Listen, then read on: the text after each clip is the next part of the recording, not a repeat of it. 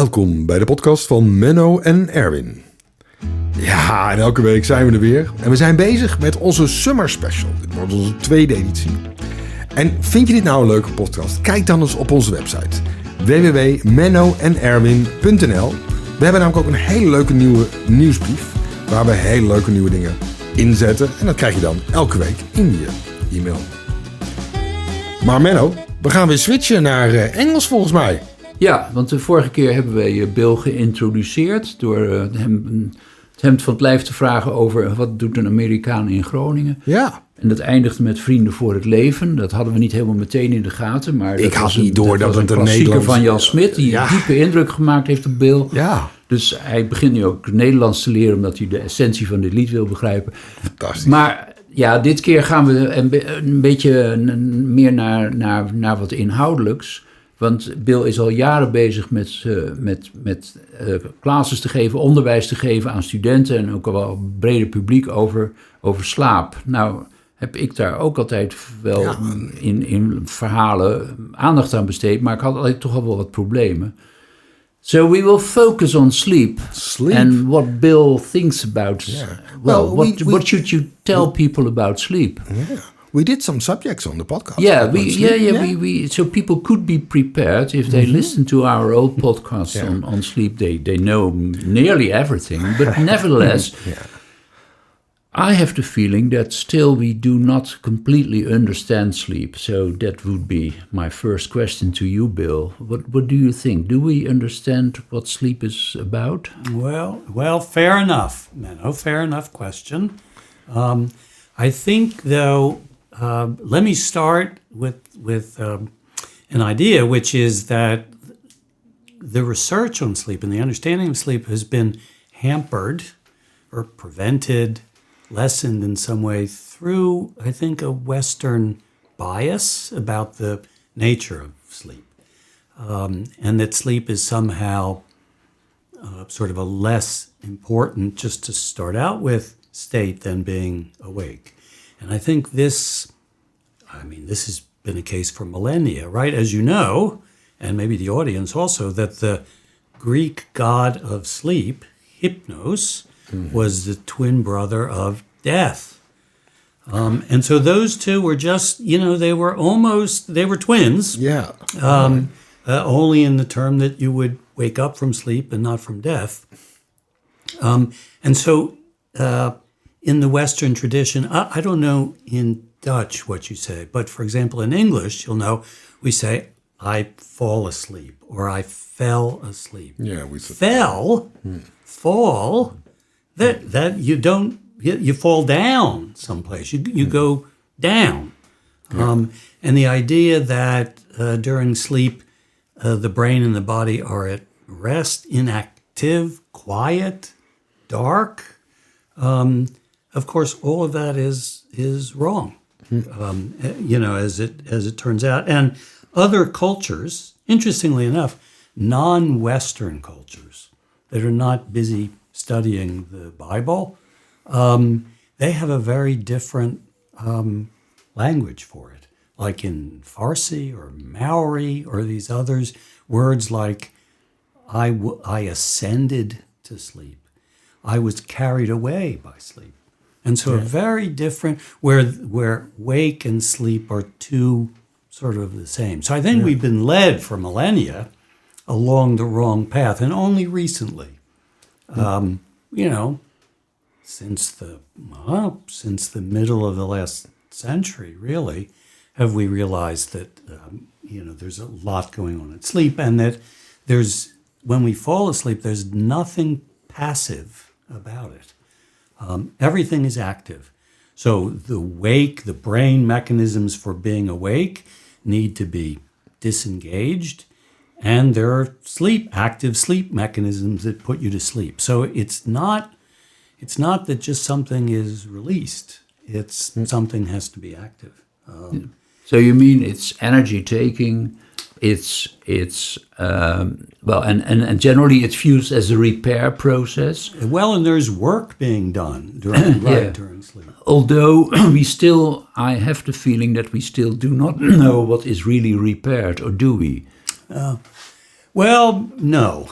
and working on it. And I guess maybe one clue to be thinking about it, and this would be just the kind of thinking we would do on this kind of podcast, but who knows where it would lead, is one of the features of sleep is that the sleeper is actively disengaged from the environment. I mean, they're unconscious, paralyzed, can't feel anything for the most part, and so forth. But it's rapidly reversible. And so the question would be, what kind of functions, repair or otherwise, might best be done offline, where you're actually, even though that's a pretty dangerous thing to be doing, so you need to spend time finding a nesting site and covering yourself and, being careful you're not eaten. But what would be best done when you're actually actively disengaged offline? And we could probably start thinking of some, parallels of things that are done offline. What else can I? So the other thing I want to say is that it really cannot be suppressed. So it turns out that complete sleep deprivation is not possible. And what we know... So you cannot sleep for a long time. I mean, You cannot avoid sleep. You cannot avoid sleep. You cannot avoid sleep. And what happens is it punctures through in something that are now referred to as microsleeps. So microsleeps are micro both in time and space. When you call something micro, it's so very short. 50 minutes or an hour? Well, in fact, could be seconds or minutes. Oh, okay. All right. And maybe people listening in will have had the experience of driving late at night on the thruway, and you suddenly realize you've passed the exit. You've missed your exit. Yeah. However, there's traffic, and you've maneuvered the car. Yeah. So not only are these microsleeps short, but it turns out, both in animal models and humans, that it appears that only parts of the brain may be generating sleep. So, for example, in this driving example, your frontal lobes, decision-making, thinking, are sleeping for moments, while the back, the visual part, is connected and unless something is suddenly happens. It fits with my own observation that I the last year when I was working at the university, I attended many student presentations, and obviously people thought that I was falling asleep. But I awoke in time, and I asked, of course, my awful, nasty questions. So they were completely surprised. We thought he was fell. How does he know? Yeah, but you still listened. Parts of my brain obviously were still noting what was going on.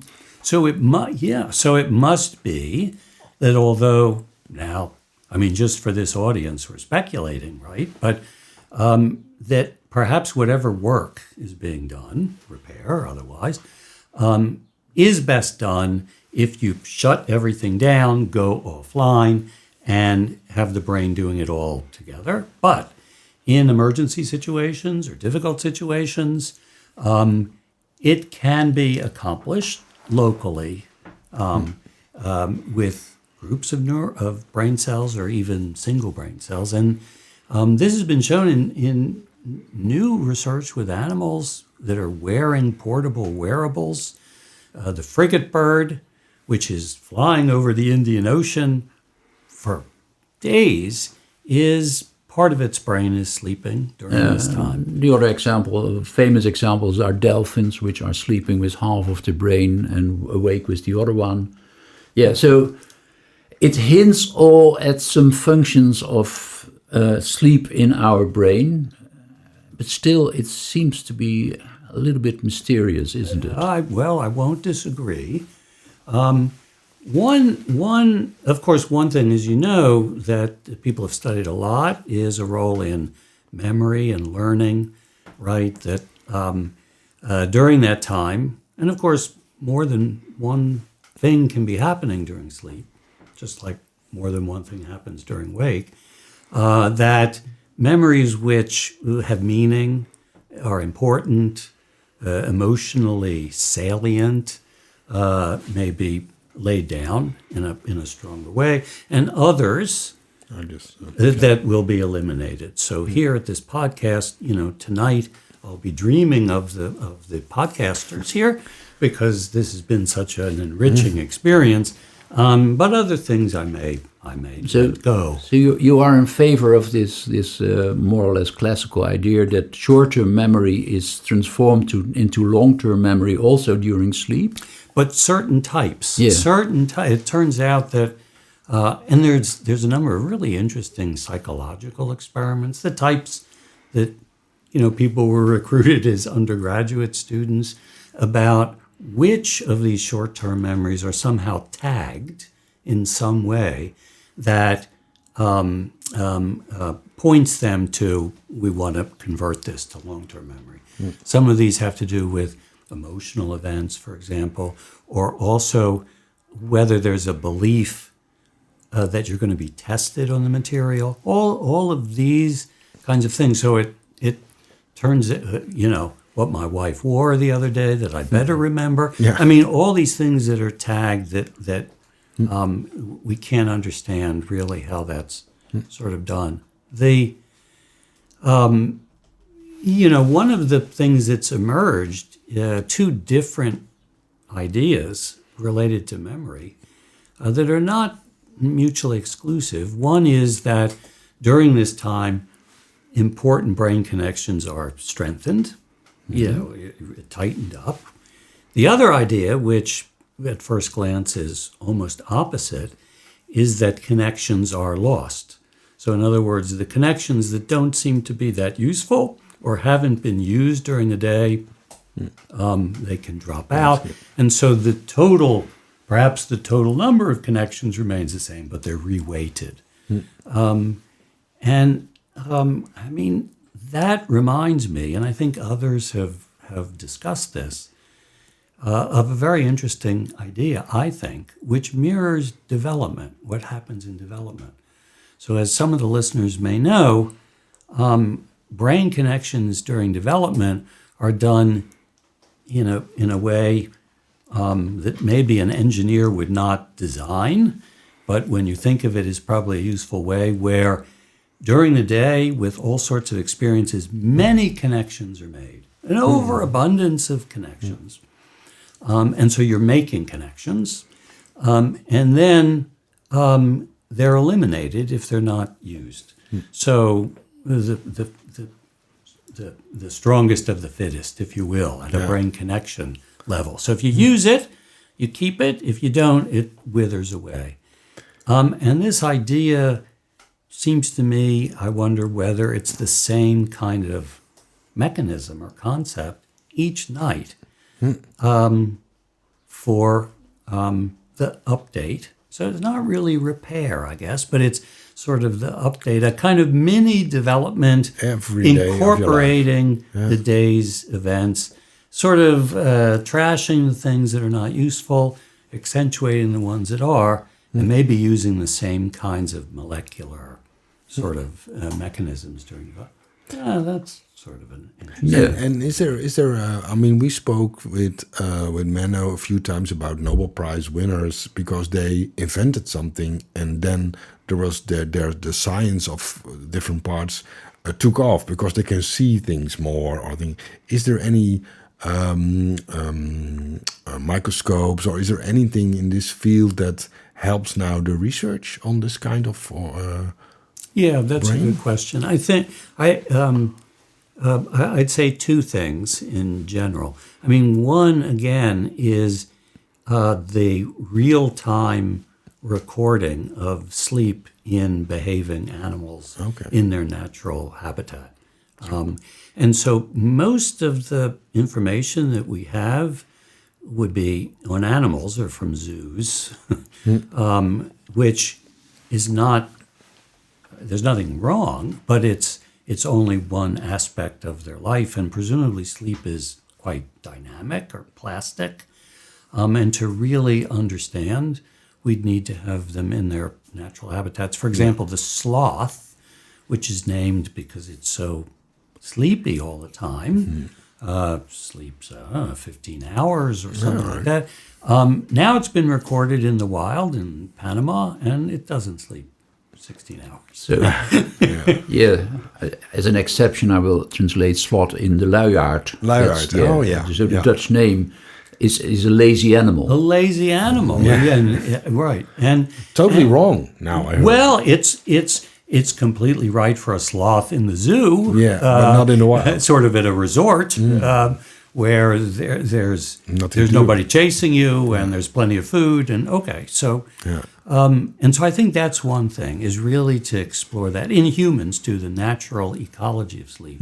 And then from a neuroscience point of view, the audience should know there are sort of advances in real-time recording of brain cell activity, of actually manipulating brain cell activity and seeing the results, things that people might have heard, optogenetics, chemogenetics, some of these new techniques, new sort of molecular ways to make model animals and to see the effects of changing the activity of brain cells. So there will probably be a lot of new discoveries then in the next coming years. I think so. I think so, Yeah, well, it's clear that sleep obviously is interesting in many aspects. It's for pharmacy, it's interesting because most money is made with sleeping pills still on this world. And there is, of course, the warning. Do you share those warnings for audiences that sleep is very important and you should sleep sufficiently because otherwise your development or your mental state or your will decrease and dementia will increase? What do you tell the audience? Well, I'm not quoted on this, right? No. People might get angry with me, but in my opinion, and it's certainly not alone, these guidelines that a kid needs 7 hours of sleep, somebody needs 8 hours sleep, 10 hours of sleep, that's all a duration measure. And it's easy to measure. I mean, relatively easy to measure. It's easy for parents. And it's easy for parents. The problem, and the problem is that if there's work being done during sleep, like we're describing, and it's not just inactivity, then presumably the amount of work that would be done would be for how long you do it and how intensely you do it, or the quality of it.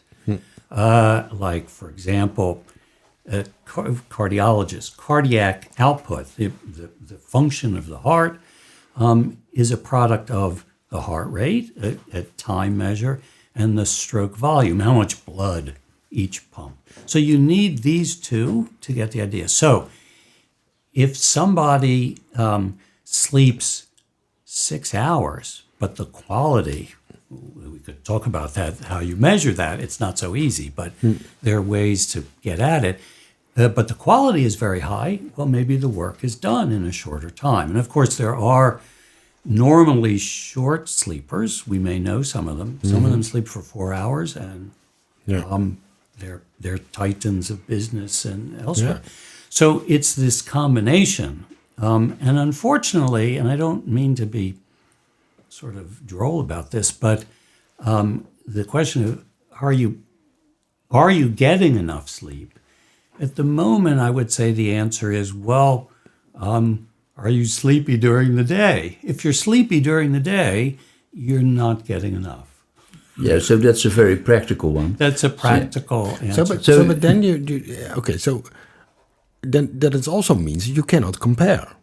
I mean, I'm a 50-plus person. I cannot compare with somebody else if he says, well, I only need 6 hours and I only need 8 or something. Could be both right. You could both be right. Now, I think in the future, there will be portable apparatus that will measure, we'll say, the slow waves in the sleep, which appears to be responsive to sleep need.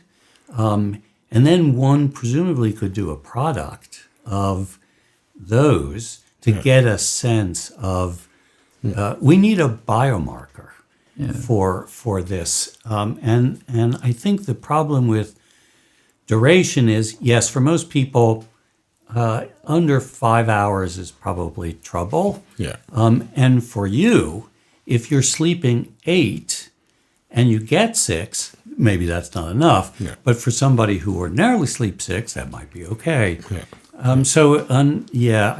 I think, and the problem I see is that it makes people nervous. Yeah. Unnecessarily. Last night I only got 6.5 hours of sleep. Yeah. I'm doomed. Yeah. Well, I think So that's the it's what is stressed now a lot, and I share that, is that you need to convince the audience about sleep quality and sleep in a right environment. The temperature should not be too high. It should be dark. It should be stimuli free. Because we did, of course, this very nasty experiments in the 80s in Groningen, where we had people sleeping, and then we made small noises during their sleep, and the sleep duration was not influenced, and they got awake, and they complained about, I feel very rare. And what they didn't know, that the sleep intensity, the slow waves, were decreased by those small noises.